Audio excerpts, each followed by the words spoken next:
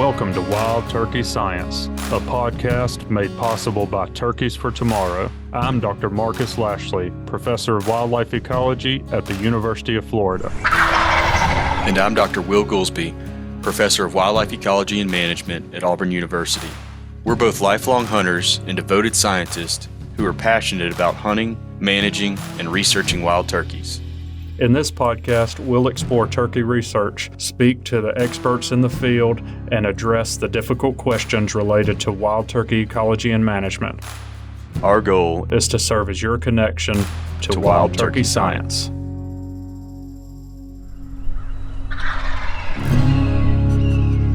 All right, order in the court. Over there swinging the hammer. Laying the hammer down. You really did just lay the hammer down. So are you going to make some dumplings or something? You got? No, but I did just have a chicken pot pie for dinner or for lunch, and it was delicious. Really? Yes. Man. I had some venison pot pie. Oh, nice. Here recently. That was good. I tell you what, I made a venison chili last weekend, and I made one yesterday. It was one of the best chilies I've ever made. Have you ever made an over-the-top chili? Do you know what that is? I don't reckon I do. So, you basically, cook all your onions and peppers and whatever you're going to put in there. Just cook it down, and then you mix in your base. So, like all your tomatoes and whatever else you're adding in, and you put that in or at least the way I do it, I put it in a Dutch oven, and then I put it on my smoker, and then I put a grate over the pot, and then I put my meat on that grate, and I smoke the ground as like a meatball, like just a giant meatball, man. 2 pounds of meat just formed together into a big ball, and I let it, while it's smoking, it drips into the base. Yeah. And so you smoke it for a couple hours, then you throw it in the pot and mix it around with everything else and let it finish cooking. Just let it simmer down. It's good. That sounds good. Can we put the recipe in the show notes? I highly recommend it. Maybe we should start doing a Wednesday episode on wild game recipes. Yeah, there you go. Wild turkey recipes. That's one of the more refined ones that I have. I don't know that my other ones would be that much interest to people because all the others involve some hot grease. Yeah. Well, what you do is you take the muscle off of the animal, get it all clean, and then you put it on the grill and sprinkle salt and pepper and garlic. Yeah, either the grill or the deep fryer. Yeah. I pretty much grilling almost always. Yeah. So I did make some venison chili yesterday, though, and I always make a pot of it, and then I'll eat it for like every meal until it's all gone. Mm-hmm. So it's time for that this week. Well, I made 3 or 4 meals out of that chili I made last weekend. There you go. And it's good for your digestive health. I don't know if I'd say good. It has an effect. We'll say that. There is definitely an effect size that is measurable. Oh, man. Yeah. Well, so we are re-recording the first episode of the year. So that's where we're at right now. That's where we're at. That's how it's going. Yeah. So, I thought it would be a good idea for us to spend a little bit of time maybe reflecting on some moments last year. I think we did this in the first episode last year, too. We did. But also, I don't know if there are any lingering questions or anything that you have to address for the audience. We could do that if you like. But also, we got a bunch of things coming on the horizon for 2025 that I'm pretty excited about. Yeah. So I thought, we could kind of lay out some ideas for things that we want to cover and also invite our audience, like always, to give us ideas on things that they'd like us to either visit or revisit. Yeah, I would really be interested if folks could reach out to us either via email or direct messages and say, what are the primary topics that you'd want to hear covered in 2025? And because I think this is I've come to really enjoy this time of the year. on this podcast because I feel like we get to not only reflect on what we've talked about over the past year, but then also we're thinking about new beginnings going into the new year. And then, of course, the other thing that is so exciting about going into the new year is everybody's minds pretty much shift to turkeys, once we get into that late winter period. And Hmm. then that's typically when we try to bring out, some of our hardest hitting stuff, that we want to cover Yeah. that we haven't, or that is new and emerging, type of stuff. Like when our audience really picks back up and we get all that Hmm. participation early in the new year, leading up to turkey season. Yeah. Yeah, I agree. I was thinking about it. We've been actively trapping on a number of sites here in Florida for our upcoming work, and I've been watching the turkey groups. We're getting them on several sites, and I've started noticing over time we start seeing an individual or two in the group is strutting. Yeah, I've started noticing a few white heads where they're yeah, starting to color up a little bit.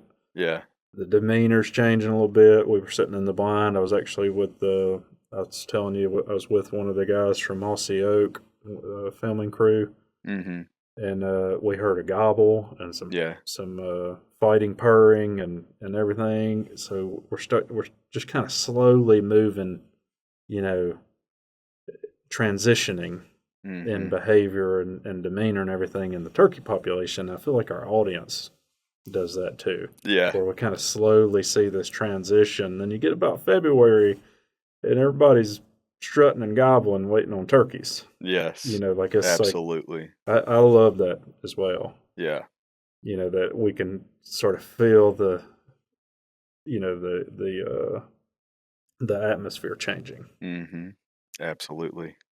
Well, going back to, with everybody's minds shifting over and trying to solicit some of those questions, um, definitely we want to hear, if you have any land management questions, we want to keep addressing those. But I'm also particularly interested. I know we have a lot of biologists listening, um, and some state turkey biologists are also among our audience. And if any of those folks have any, like, population dynamics or, deep, hard hitting scientific questions that they're curious Hmm. about, I want to hear about those too. Like Like things that, candidates for deep dive yeah, topics. candidates for deep dive where we can go into the literature and address a certain topic that maybe they don't feel like has been adequately addressed elsewhere or Yeah. up to that point. Well, and we've said this a number of times, and I feel like we're beating a dead horse, and this is sort of relevant to this point. There's some topics we feel like we have gone to. We've dipped all of the soup out of the pot. Yeah, like predators versus But habitat or yeah, something like that. yeah, or fire, habitat work. But then that also will often be the primary things that people are asking for. Mhm. So it makes us think, okay, well, we should go back to this topic or that topic. This is always popular. Mhm. We get a bunch of questions on this or whatever. So if there are things that we need to revisit and maybe we Right. need to look through a new lens or whatever, we are doing that some because the literature is updating, Mhm. and people have heard us update topics or revisit topics because of a new paper that comes out or whatever. So we do that some because of that. Yeah. But I'm really curious, you know, if people want us to revisit something, what is that? Yeah. What should we revisit? Right. I would love to hear that. One of the things that I've been thinking about revisiting lately that I think I mentioned to you, maybe a couple of weeks ago, was answering the question, how has habitat changed? That was one of our really early episodes. It was Yeah. very popular, and Yeah, based that on the made listener feedback we got, it sounded like very informative as well. yeah.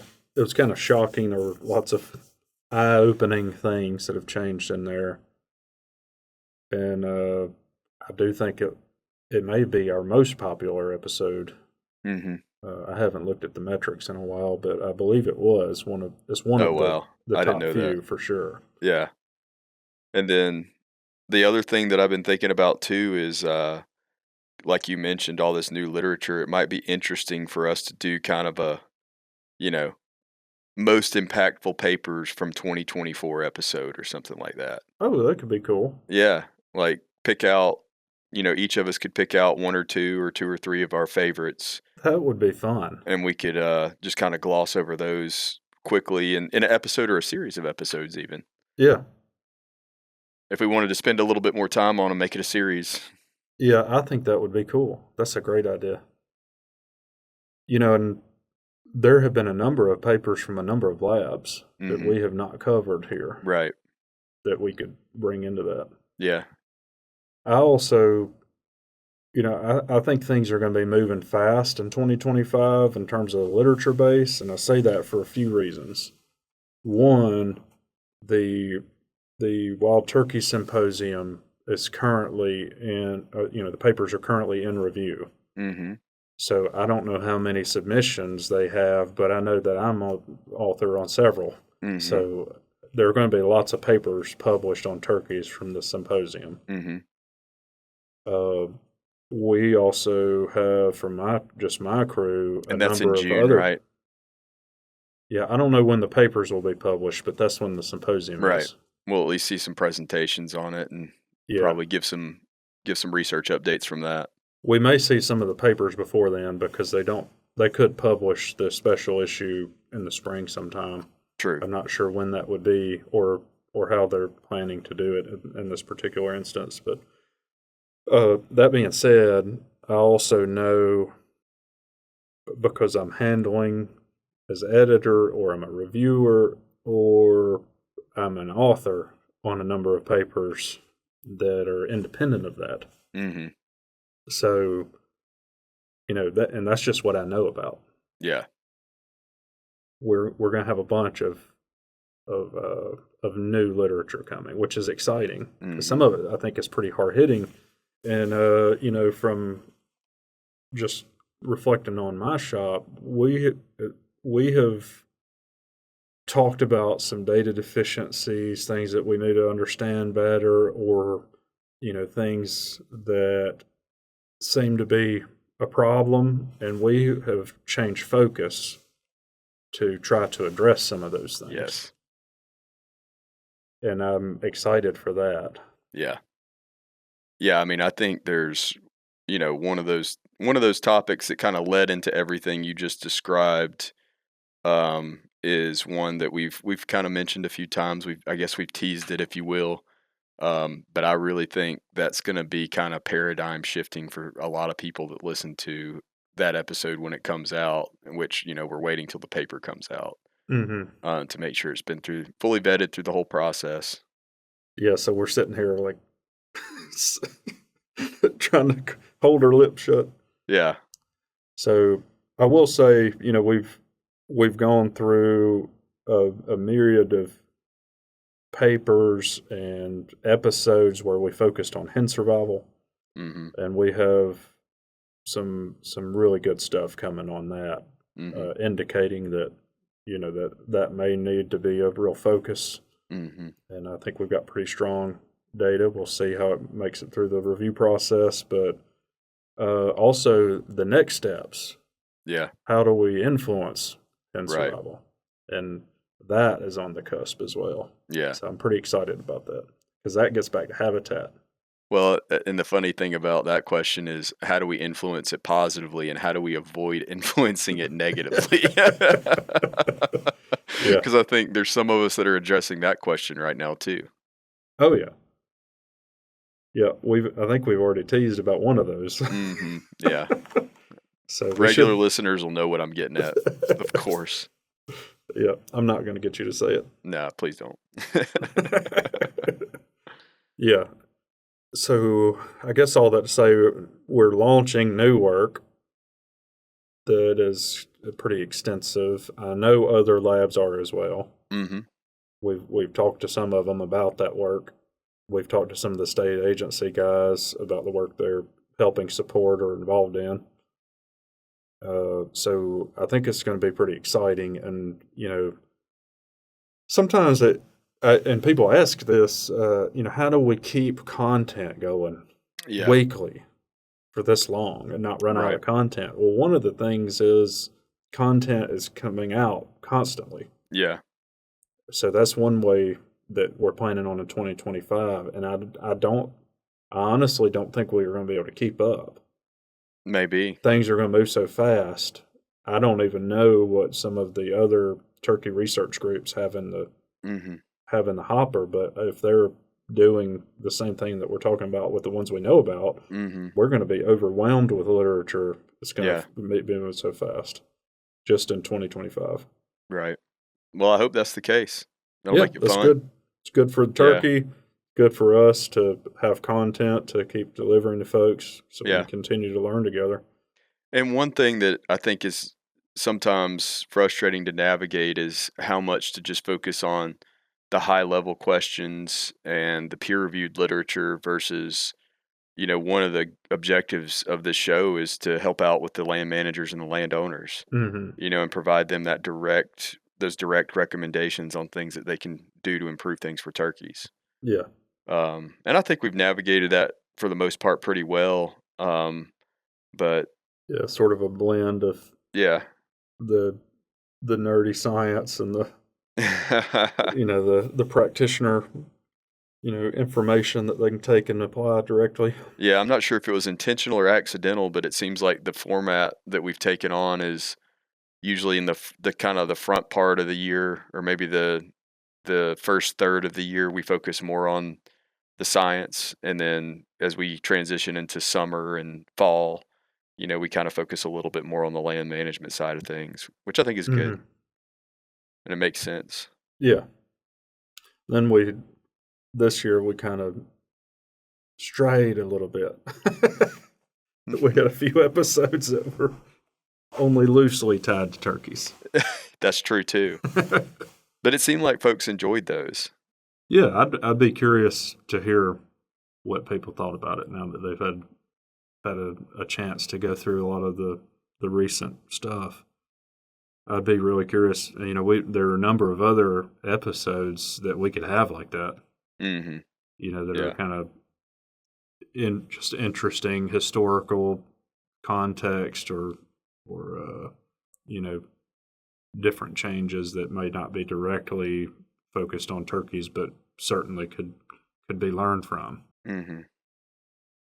So I think that could be cool to do that again. Seems like the fall is the time to do that. Yeah. I'm wondering, do we need to have another October next year? Yeah. It seemed like that was a popular series. I feel like we've covered everything that we can relative to oaks. Well, I felt like that last year, and then by the time we got back around, it's like, wow, the literature base has expanded substantially. If I hear the Moran effect one more time, you may be the only host left. Yeah. How many times have you heard Moran? You know what's happened? You incorporated it into your classroom, and now it's just like sticking to you. I think just subconsciously, every time I hear that, I hear moron because I've been called that so many times in my life. That's the one that has the tilde over the E, is it? Those accent marks are important. Yeah. That's funny. I know what some of them mean. Well, it's hard for me to remember all the episodes because we had 50 of them or whatever. Yeah. But if you had to, I'm going to put you on the spot right here. I'm Googling it right now. If you had to pick one, just off the top of your head, that was your favorite episode that we covered, what would that be? From 2024. And overall. Let's do one of each. Oh, let's see. The 100th episode special was really fun. Yeah. I enjoyed that a lot. That's hard to argue against, right? Yeah, plus it was like a monumental achievement for us to stay together that long. I never thought we'd make it that far. I didn't either. Man, I tell you what, I'm looking back now and we had some really good ones. Little House in the Flatwoods. That was fun. Yeah. with Heather Keane Thomas, Lovett Williams' daughter, just Mm-hmm. being able to get the insight into one of the turkey godfathers. Yeah. That one was close as well, and I kind of felt like you felt the same way because in some ways I was sort of relating it to my relationship with my children, Mm-hmm. and Absolutely. it sort of gave a little bit Inspiration, I of think. inspiration. It gave me a view into how they would reflect on it when they're older, Yeah. and that was encouraging, inspirational. Oh, fly, float, and mate. That was a good one. That was a really fun one. That one I think was. I'm going to type in too so I can remember the episodes. That one was pretty influential. I have somebody working on stuff related to that now. Yeah. Yeah. I got a postdoc who's really, really gotten interested in the brain oil stuff. So Man, there were so many good ones. I'm looking through the list right now. Habitat versus predator control. yeah, That caught a that one was lot of one of our people's really popular ones. that caught a lot of people's attention. One of the things that resonated with people from that series was that habitat management is predator management. Yes. Yeah. I've Oh, seen that show up several times in different places. I really enjoyed and this may not have been in the wheelhouse or the listening preferences of some of our audience. I'm not sure how well they did, but I really personally enjoyed um, the sexual selection episodes with Dr. Hill and Dr. Buckholtz. Yeah. When we talked to them, because they had both done some previous work with turkeys, but they're more so of specialists in sexual selection and avian species, Yeah. and just having that different perspective, somebody that was able to step away from the whole issues that are going on with turkeys right now and be kind of separate and insulated from that to give their Yeah. perspective on the breeding system and how that's likely to play into population dynamics and all that kind of thing was Yeah. very insightful for me, and I enjoyed that a lot. I did too. That was a series of episodes that I kind of, and I put the brain oil one in this same discussion. It was sort of like you just pulled a veil out from over my eyes, and I was Hmm. like, "Oh, wow!" Yeah. So those episodes actually, I followed up with Buckholz because of some of our Hmm. opportunity now here in Hmm. Florida. Um, we're going to pursue some things trying to understand what's influencing sexual selection, how that's translating into breeding success. Yeah. So, this is why I think we've said it before, that these episodes and talking to these different people are definitely influencing me Hmm. in my program, what I think is important, what we focus on, what we're trying to, questions we're trying to answer for the managers and private landowners. So definitely been a big influence. It's Yeah. something I didn't expect to happen to the degree that it has. Yeah. Well, yeah, 100%. And then selfishly, what I've probably gotten more out of this show than anything else is just it's a forced opportunity. I mean, but it's an opportunity nonetheless. I mean, I guess I shouldn't say forced because we're both doing this voluntarily, but it Yeah, requires us to talk to different people with different perspectives on this topic all the time.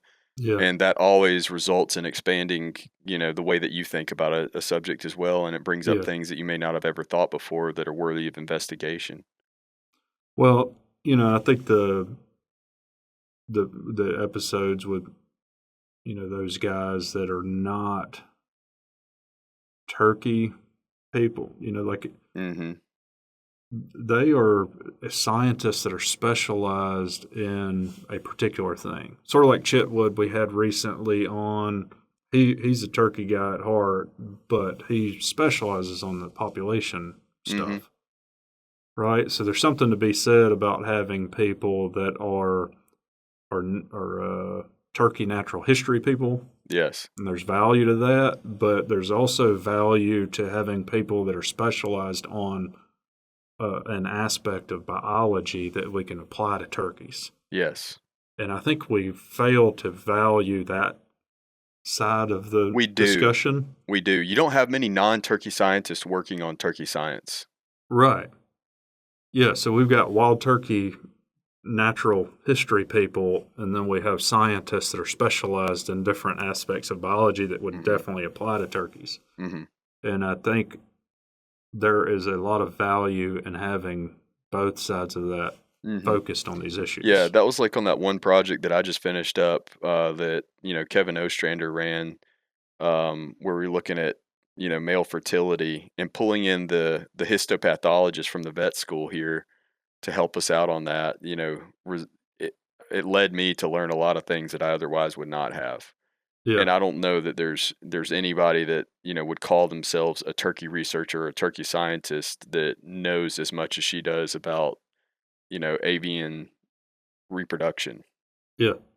It's a great example. You have to bring in those people. Yeah. Well, I have, a geneticist, Jim Austin, working. I don't think he's ever done anything on turkeys before, but he's a genetics guy, and he's, renowned for that. Mm-hmm. We have Sam Wisely. She's disease ecologist. Never worked on turkeys before, but she's world renowned for that. So it's sort of like I've even been trying to build that. Mm-hmm. Yeah. Where I'm trying to get the best there is on what they do, Right. and you know develop better Yeah. information about turkeys from Yeah. that. It's like in healthcare, right? You want to have your primary care provider, but then oftentimes, people have specialists for unique Right. issues that they may face in their health. Yeah. So you have somebody that's taking care of your joints and somebody that's taking care of your skin or, Mm-hmm. your vital organs or whatever, and Yeah.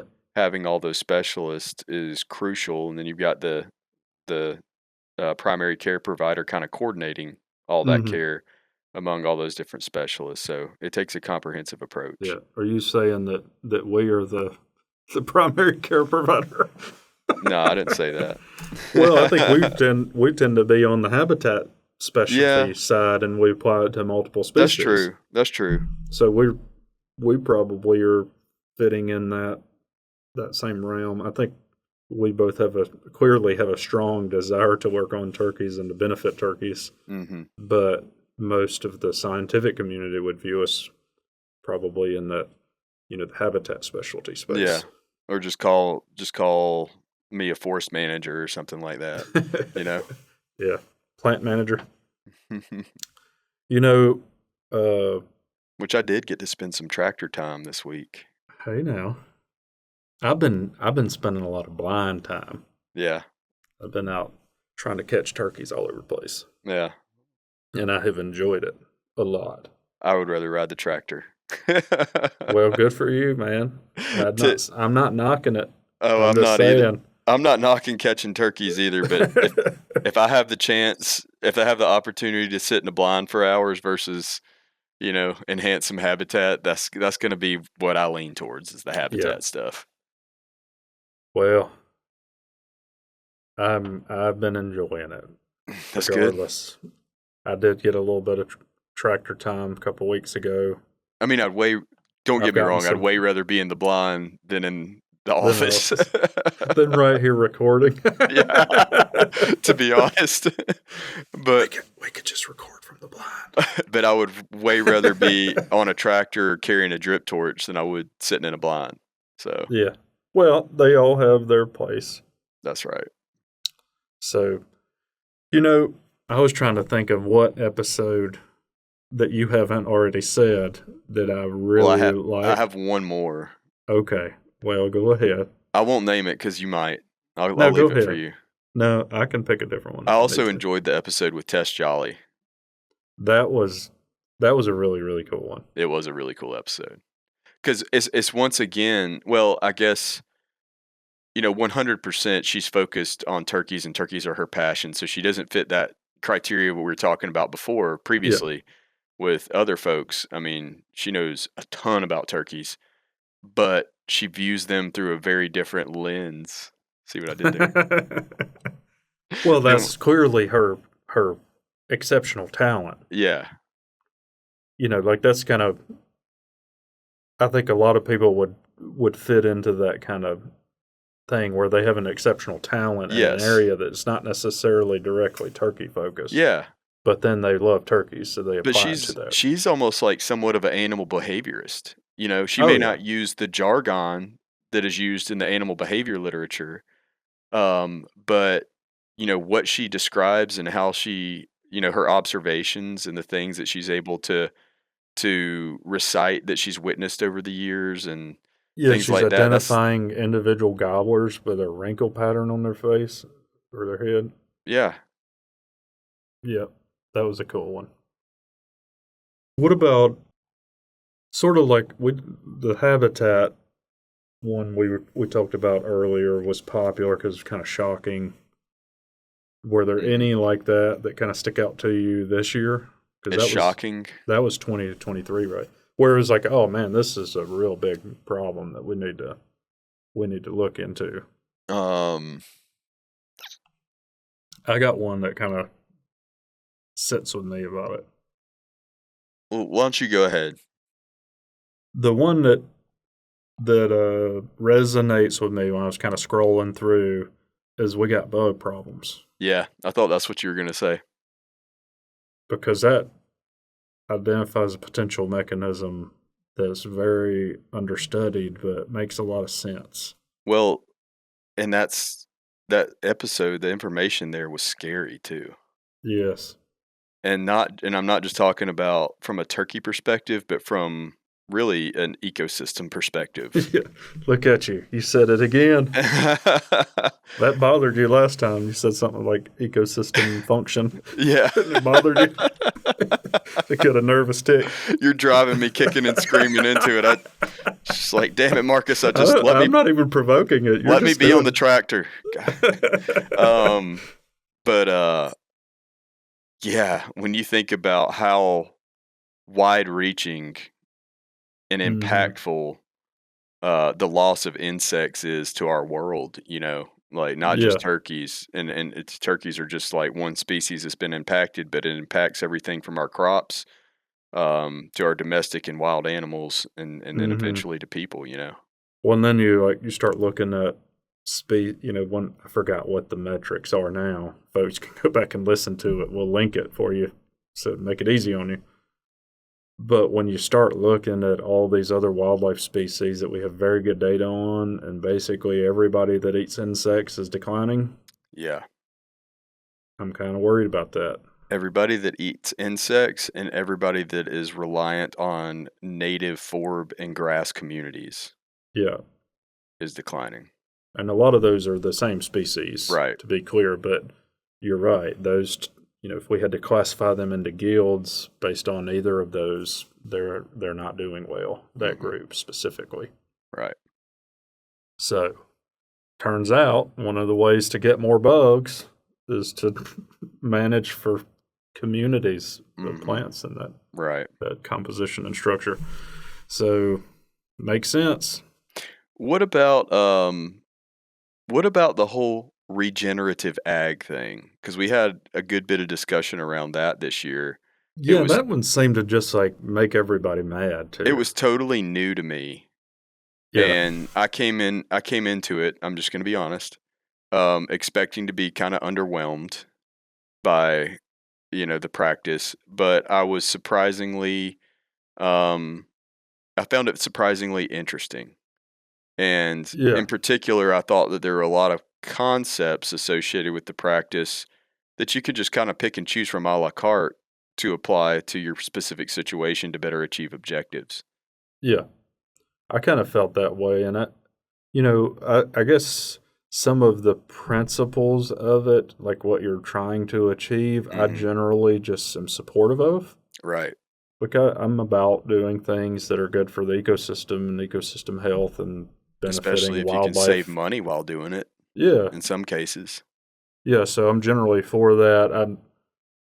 That is another one where I really felt like I need more data. hmm hmm I need to see data. Yeah. Because I don't think there's anything, and we didn't, at least not that we covered in those episodes. Maybe there's something else out there that I'm not aware of, but data on wildlife use of regen ag versus It was, conventional ag as far as I food recall, it was plots. pretty limited. Yeah. And I know Bronson and MSU Deer Lab have a project ongoing, Mm-hmm. and they are definitely trying to. I'm not sure if they actually have or not, but they're trying to incorporate some turkey-specific stuff because Yeah. they've been in contact with me a number of times about it. Yeah, it'd be an easy study to do on deer, but turkeys would be more difficult, especially if you're Yeah. looking at it as providing brooding cover. Yeah, I know that they're monitoring turkey use of the plots, but they have Yeah. some other ideas, and I don't want to speak out of line on what those are because I Right. don't know if they're making that public, but they're trying to incorporate more turkey stuff into that work so that it's more well-rounded. They Mm-hmm. obviously specialize on deer and focus a lot on deer, and Mm-hmm. they're going to have really great deer data from Yeah. what they're doing, but they also want to get Which some will be good very turkey valuable to a lot of people. stuff. Absolutely. Yeah. And they'll get a lot of people information that they can make decisions with, Mm-hmm. and whether we like it or not, deer are driving decision making over a lot of land. Right. So that's important stuff for sure. I'm not sure why landowners would make their decisions based on deer and not turkeys, but To each their own. Apparently there are some. So another one that I just really liked it a lot. Mm-hmm. I guess that maybe I'm realizing that I'm kind of a history buff. Yes. I almost mentioned this one earlier too. And there are three, but two of them really because we talked to somebody that was really knowledgeable and really interesting to talk to and fun to talk to. But we had the what was it called? Oh, it was hashtag Wild Turkey History. Yeah. So that was Brent Rogers. That's what Brent uses on his social media post, right? Or I did don't we? know if he does. No, you started using that when you were doing this historical post on Instagram. I remember that. Yeah, I definitely have used that hashtag a bunch, and you can find stuff that I've posted related to it under that. Mm-hmm. I've tagged it every time I've posted something, and I'm not sure if he does that or not because I've never actually gone to look at that hashtag. Yeah. But he posts a lot of stuff on history, and that was one of the reasons why we asked him to come on to talk to us about specifically wild turkey history. Mm-hmm. But I just found a lot of that stuff really fascinating. I feel like we could have a whole series with just him to talk about different aspects of that, and I think there's room to go back to that. Mm-hmm. Like there's so many different aspects to cover in detail. Yeah, because we kind of just framed it to him as like, let's talk about wild turkey history. Yeah, and then whatever he wanted to do inside of that bound. But I'm sure that he could take it. I mean, there's probably a dozen different topics that he could give you a full podcast episode on. Yeah. Just related to the history of that topic and as it comes to turkey biology and management. Yeah. And hunting. Mm-hmm. So the other one that was like that for me was the one of them that was not focused on turkeys. It was the American chestnut episode. Yeah. Yeah. I liked that a lot. Yeah. That was just interesting. It was sort of sad and depressing. I think that's the way a lot of people felt because we got a lot of comments and DMs and stuff like, man, I thought we were closer. Yeah, I did too. But it was really, really interesting. Yeah, and it helped a lot that Sarah was so informed on that topic. I mean, she was like every question that we asked, she was just like peppered her with all kinds of stuff, and she's just right on top of it. And then she had the energy about it. You could tell she cares about what she does, and it made it for a very interesting episode. Well, maybe it was in a reel that we put out about one of the episodes or something, but I heard one thing that I said in a follow-up episode, and it sort of stuck with me now. It did not at the time that I said it. It was sort of one of those random one-offs. Mm-hmm. But it's like, you got to appreciate that there are a lot of people out there, and I think Sarah's one of those people, and like they're dedicating their life to recovering something they've never seen that they will never see. Yeah.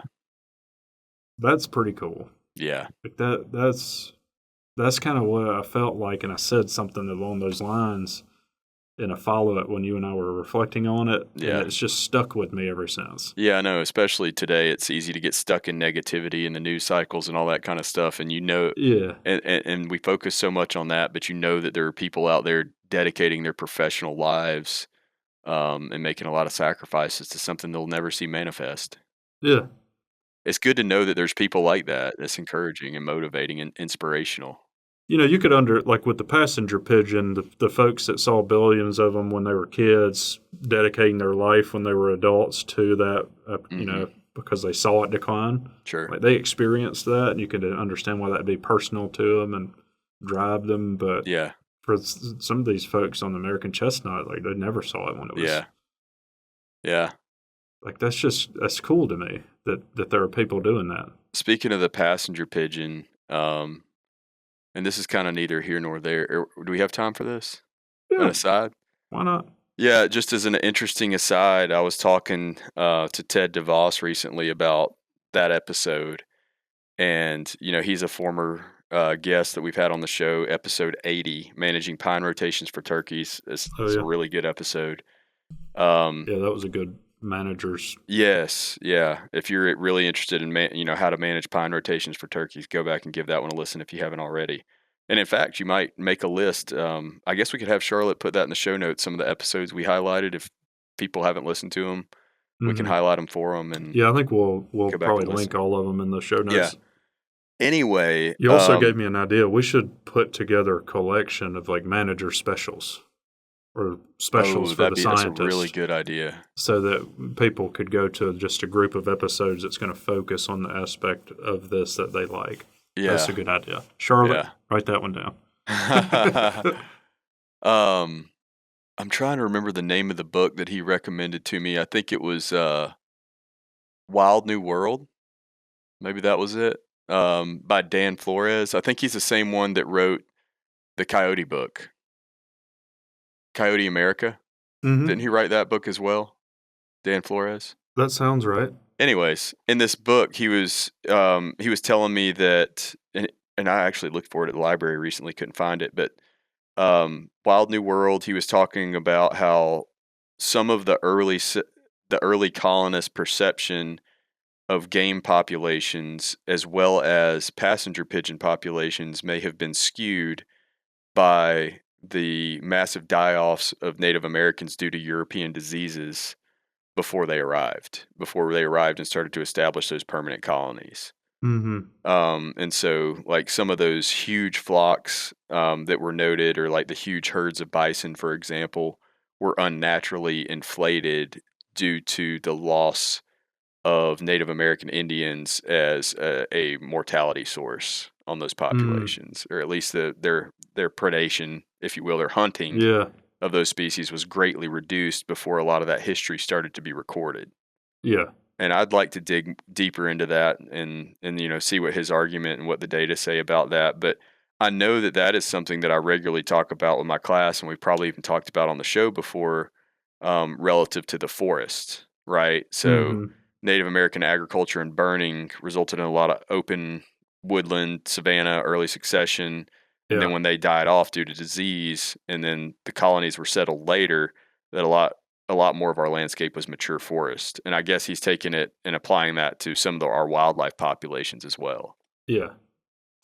Well, that certainly could be the case. You could also make the same argument for a lot of wildlife may have been doing poorly, or they may have been artificially low populations Hmm. because that open forest frequent fire system was not as intact. Yeah, that's true too.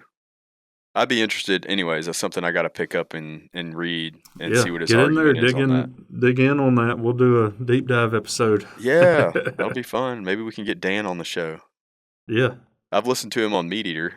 Oh, cool. I know he came on there and Well, I talked think about. we're equivalent to Meat Eater at this point. I mean, So obviously. yeah. I did see. It's all there I, but the sponsors, right? yeah, we don't want the sponsorship. To be clear, we make the same amount of money whether we do this podcast or not. So I did see some I guess it's a thing around Thanksgiving that folks like put their top podcast list out or something. Did you see Yeah, that? I saw that. A couple of folks tagged us and they Yeah. had us ranked, in the top 3 or 4. Well, I That was appreciate pretty that. cool. Yeah. Nobody had us number 1. We're always number 1 in their hearts. We're usually number 2. It's like we get the honorable mention. Well, we've talked a lot about what we plan to do, or not a lot maybe. We've kind of rambled. But Yeah. what we plan to do next year, or we've reflected back a lot on what we've done the past year. I guess we haven't reflected as much on what we'd like to do next year. Um, and one of the things that's been on my mind is I'd like more audience interaction. And I don't exactly know what's the best way to go about that. Yeah. So I've had several ideas. I wonder what do other podcasters do? I don't know. This is one of the problems with not being a podcast listener. I don't know what the ones that are popular that do well do. I'm gonna show my age here and go with the recommendation that I think about people calling in. You think about people calling in back in the day to a radio show. We need to do a live and have people call in. Yeah, you're live on the line with Wild Turkey Science. What's your name? Yeah, that's well. I mean, I've been impressed. A lot of people are sticking with us, and they reach out commonly. Mm-hmm. We have a handful of people that are really common, and then more. Some people that are a little more sporadic, but still we know their names because it's common enough. And then we have new people reaching out regularly. Mm-hmm. So I'm impressed that we have people consistently. But yeah, I don't know how to increase that. Yeah, I mean, like there's Facebook Live is an option, but every one of those that I've ever watched, and I think I've even participated in a couple of them, I just didn't feel like, they left something to be desired, let's say. It also puts us under a lot of pressure because whatever we say sticks then. You can't cut it out. Yeah. I was just laughing because I was like, well, it's not giving away stuff because people don't seem to care if we give away anything. Yeah. No, they don't seem to care very much about that at all. Yeah, we still have some of our stuff never got claimed. That's true. Yeah, we need to start giving that away again. But the other thing I've thought about is would folks want to participate in some kind of in-person event? Like a workshop or something like that. Maybe not the traditional one that because you and I already do a lot of workshops around. I mean, I do some around Alabama. Was planning for one that's coming up the other day. But I'm thinking more of like a turkey science workshop where it's just us, and then maybe like some intensive habitat population management type. Yeah, we could do that. I think we could do something like that for folks looking for that sort of thing. I don't know. I really haven't thought it through to think about exactly what the format would look like. Mm-hmm.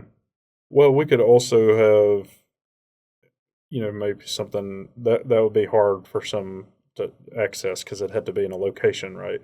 Sure. So inevitably you're going to be in Alabama and somebody in Missouri is not going to be able to attend. But maybe we could have something kind of like that online, even like some sort of workshop, or I don't know what it would be called, but where we could be available for questions and discussion in that forum. So yeah, we've also talked before about doing something like a Patreon, which I'm almost completely unfamiliar with, but as I understand it, it's just if folks want to pay a subscription to get extra content, that's basically what they do. Yeah, because that's one that, from what I can tell, is fairly popular. It's also one that we could, that would help us keep this thing going, and with particularly supporting travel and things that are going into the podcast and everything. So like it's a way that people could help if they wanted to, and then get something else out of it. Yeah. So I'm not very familiar with it either. I've never been on a Patreon page. I don't know what it looks like or how that works really. So, Well, and I part of think the problem is we're too old for this. I was going to gobble there, but I didn't. We're too old for it. And We the don't know other thing, what the the other young thing ones are is, doing these days. I always just felt, feel so odd about any perception of monetization. That we're monetizing the podcast. It's Because definitely held us back a lot. yeah, Like we haven't come up with our gear, and yeah. because I feel the same exact way. Every now and then we get motivated about selling gear, and then we're like, oh wait, who's going to ship it? Who's going to collect the money? Like, how are we going to get and we're doing it to support. This all going back into the machine, Yeah. instead of into our pocket, the perception doesn't feel like that. Sure. So maybe some folks will tell us, if there is any interest in interaction, what would be some formats that you think would be conducive to that? Yeah.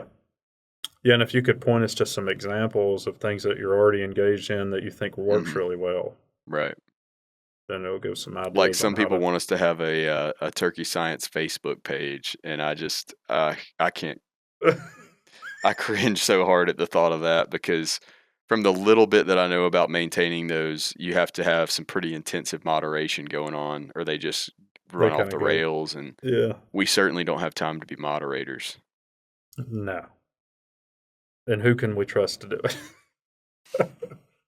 We're trying to do turkey science, not moderate, All right. So we've rambled on for quite a while. Yeah. Do you have anything else? Well, I was going to ask you, is there a topic that sticks out to you that you really want to knock out of the park? Is there something that... In 2025? Yes. A unifying theory behind turkey declines? That's a good one. That's a good one. If you're going to aim high, right? Yeah. Miss out front.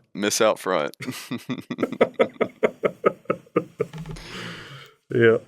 What about you? That was mine. Well, I mean, that's obviously the crux of everything, right? But I really want to outline a blueprint for people to follow, that, management blueprint. And I think we've got some research coming from our shops and maybe from others that's going to really help with that. Yeah.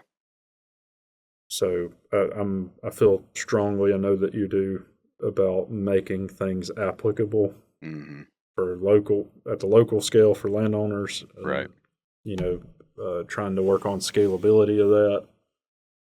Well, I get frustrated too, because there's some of the dots that we're still left to have to connect, even when we make recommendations to landowners. Like there's some of those gaps that we just have to fill in when we're making those recommendations, because we don't have data to say exactly how it should be done. Yeah, and we're borrowing it from similar situations or just relying on anecdote. Yeah. Yep. So that's what we're going to tackle this year. We're going to get a unifying theme of why turkeys are declining and a unifying blueprint for how to fix it. And we're going to have more interaction with our audience. Yeah, we're going to interact with you a lot when we do it. Yeah. That's good. If folks are following along with us on social media, they probably have already picked up on some of the stuff going on in my shop, because we have dramatically increased the amount of content coming out. And that's going to continue to increase substantially. And we're trying to create it even to near real time, where people can kind of follow along with our research while we're doing it, seeing the whole process, and kind of getting updates on the progress as it goes. So yeah, I'm excited about that as well. Yeah, I've always felt this way. If why are we doing the science if we're not trying to get it into people's head? Yeah. Any way we can do it. So yeah, go after that in every way we can, including having a podcast, even though we're too old for it. Are we though? I don't know. I feel a little bit too old for it. So, okay. Well, that was all I had. That was You great. good? It was good enough, That Marcus. was a powerful, all you had was powerful good. episode. It was adequate. We are going to solve the turkey problems. No, I do like the ambition going into 2025. Well, I don't think not knowing is acceptable. And I know that not having turkeys is unacceptable. Mm-hmm. You know, put your eyes on the prize. There you go. All right. Well, we're going to let y'all go now. So we appreciate you sticking with us. Thanks for everything. Cheers to another great year of wild turkey science. I hope we continue to get and accumulate years. Cheers to that, and cheers to wild turkeys. Yeah, exactly. So thanks for listening. Let us know what you want to hear about this year. Wild Turkey Science is part of the Natural Resources University podcast network and is made possible by Turkeys for Tomorrow, a grassroots organization dedicated to the wild turkey. To learn more about TFT, check out turkeysfortomorrow.org.